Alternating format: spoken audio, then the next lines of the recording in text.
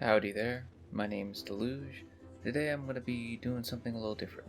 Today I figured I'd take some time and talk about my favorite weapon style combinations in Monster Hunter Generations Ultimate. First off, I just want to preface this by saying I feel like Generations Ultimate is a game where you're supposed to find a unique way to play your weapon style combination, and that's typically what I go for in these builds, is just a unique experience. So there's nothing particularly meta about any of these sets. A lot of them do run some core skills like weakness exploit and sharpness +1, but I don't typically build for crit boost. I do have crit boost sets. When I'm hunting in a team, I usually just run these sets. I'm going to start off by talking about probably my go-to for GU hunts just in general. It's just a little silly little mix set I made. It's kind of reminiscent of the double gore set from 4 Ultimate. If you're looking at the skill page now, you'll see like a lot of the skills on here are pretty reminiscent of the double gore set with the Challenger +2 and Sharpness +1. But it's comprised of the Arc Helm X, Gore Mail GX, Gore Braces GX, Gore Folds XR, and Arc Greaves XR. And so I've got about 4 different pieces of armor in total from different sets that give me Challenger +2, Sharpness +1, Weakness Exploit, and Chance Caesar, which is actually a pretty good skill.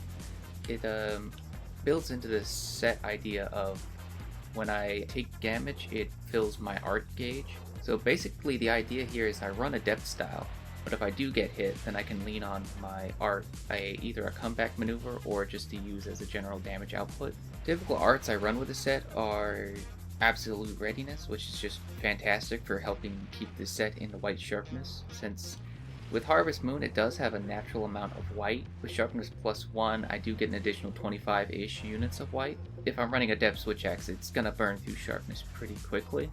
So having the Absolute Readiness helps me maintain a decent amount of white for a certain amount of time. But depending on the monster, sometimes I'll run Energy Charge 3, which helps get the set to 100% affinity and really bolsters the damage it can output. That and Energy Charge is also just really nice for a depth switch axe because you're going to be wasting your meter a lot with the double upswings. Another one I like is Trans Slash, which is actually just really good depending on the monster. If it's a monster that you can very easily down by a part break or just by hitting the legs to stagger it and or knock it over, or if you're running like a trapping palico. But yeah, if you're able to keep the monster in place for any set amount of time, having Trans Slash on this setup is actually really fantastic. So when fully maxed out and accounting for Armored Talon, an Armored Charm, and Power Talon, and a Power Charm, I get a raw attack of 335, 20 poison, and a defense of 843. I have a -10 to fire, which sucks because I really like hunting fire monsters. I got a +10 to water, which is good because I really hate hunting water monsters. -3 to thunder, which isn't super bad, but could definitely be better. +10 to ice, and a -14 to dragon, which has definitely come back and bitten me in the ass a few times. But overall, it's a really solid setup, and I really enjoy using it.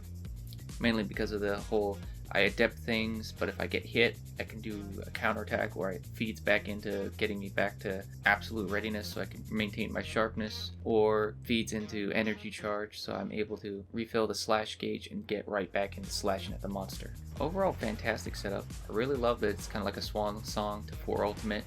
My favorite flagship, Gore Magala, and I also love that it includes arc pieces because the arc armor, I don't like particularly the way it looks, but I really do like the skills on it. So overall, fantastic set. So next up, I'll be talking about my Alchemy Hammer setup. This one's actually really cool, with a Sharpness +2, Weakness Exploit, Marathon Runner, and Trump card, which is a skill I'll talk about a little bit later on. The basic setup here is I run Provoke 3, Impact Press 3, and Absolute Readiness.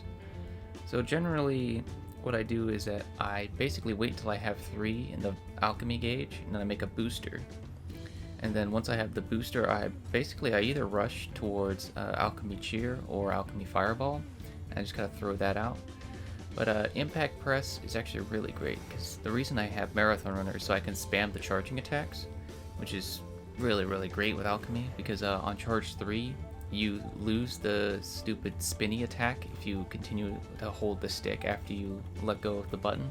Provoke 3 is also really good for this setup, because it's not only an attack and defense buff, but also makes the monster target me more.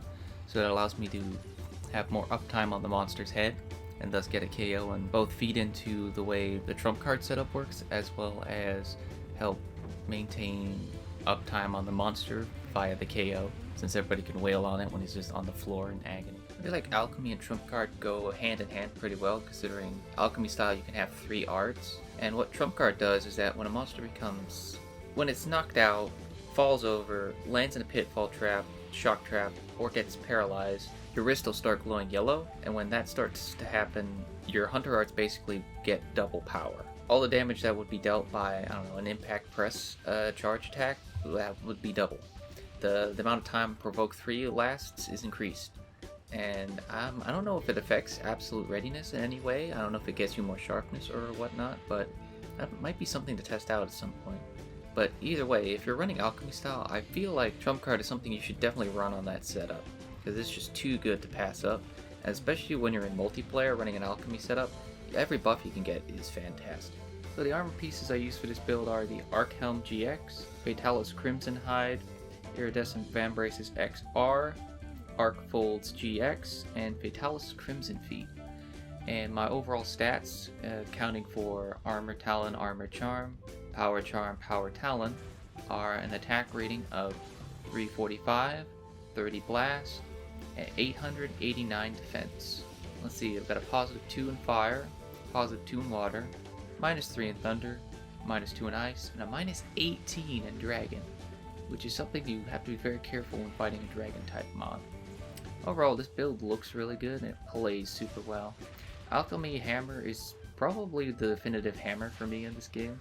I do enjoy Adept Hammer quite a bit, and I also really enjoy Valor Hammer, but typically I play both of those solo. If I'm like mobbing in a hub with a bunch of other hunters, I'll typically just run my Fatalis Alchemy Hammer setup. I really love the color of this hammer, it looks super good. Last but not least is my Valor Greatsword setup. I don't really like Valor so much in this game, but Valor Greatsword is actually really fantastic. It fits into the weapon's natural playstyle so well that I absolutely adore it over most other versions of Greatsword. Honorable mentions to Adept Greatsword and Striker Greatsword, which are both really fun to play, especially with Striker and the way you can combo the arts together. Fantastic. So I'm starting to see a pattern develop with a lot of my end game mix sets for GU. Because on this one I've got Sharpness +1, Razor Sharp, Weakness Exploit, and Focus. Because, you know, it's a Greatsword, and Greatswords like having focus. But the pieces I use here are the Syrian Helm, Cenatar XR, Kushala Grip XR, Dragon Barbs, and Blango Feet GX. So typically with this setup, sometimes I run Frenzy Fever just to get more affinity. But most of the time I'll find myself running Lion's Maw, mainly because I really enjoy the setup for the extra damage on the drawing greatsword attack. That's always really fun to see the monster flinch after you lose your anime eyes. Although I've started running Moonbreaker just because that's a really fun one to spam, and it also, like, it's pretty mobile. Sometimes I run not Absolute Readiness, but Absolute Evasion, because that'll put my weapon back in sheathing position so I can continue to flee the danger. For this set, it's basically just my go-to, like, get in, get stuff done, get out. Like, if I'm looking for a particular mat from, like, a tail, or if I need to break something, if we're doing, like, a big CG type hunt, if we're running Lao, sometimes I'll bring this. It's just a really solid setup. I really don't have a lot to say about this. It looks really good. Well, the transmog looks really good. I'm not entirely sure what it looks like without the transmog, because I transmogged this set as soon as I made it, but it's relatively easy to farm up. I feel like the hardest piece of armor to get is probably the Dragon Barbs, but even then, I don't think it takes any rare mats to make that. Everything else is just Hypermons, which are not super easy, but they're relatively easy compared to some of the more outlandish quests you have to do for endgame in this Monster Hunter. So everything accounting for defense and attack stat, also including Power Talon, Armor Talon, Power Charm, Armor Charm. Let's see, I've got an attack rating of 345, 12 Dragon Element, and a defense of 837. Got a -7 to Fire, a +5 to Water, a -6 to Thunder, a +4 to Ice, and a -9 to Dragon. Overall, Defense is really good. Elemental resistances could be a lot better, but with the high attack rating and the fact I'm also playing Valor, a lot of that stuff is irrelevant. But yeah, that's all the stats there for you. If you liked any of these builds or like this style of video in general, go ahead and leave me a comment so I know. Hit me up on the tweets. Sometimes you can find me on the Discords. We'll see what happens. But yeah, if you have any like suggestions for how I can improve these sets or how I can change things up, please let me know. Most of these sets are made with just a 3-slot plus 5 tenderizer talisman, super basic. I haven't sorted through my talismans in a long time, so I don't know what I have hiding back there. There could be all kinds of crazy stuff. Maybe I'll talk about different styles of Charge Blade next time, because I do play a lot of different styles of Charge Blade, and I do have a lot of really crazy setups for those particular styles of Charge Blade, so hit me up, I'm open to suggestions. Happy hunting, amigos.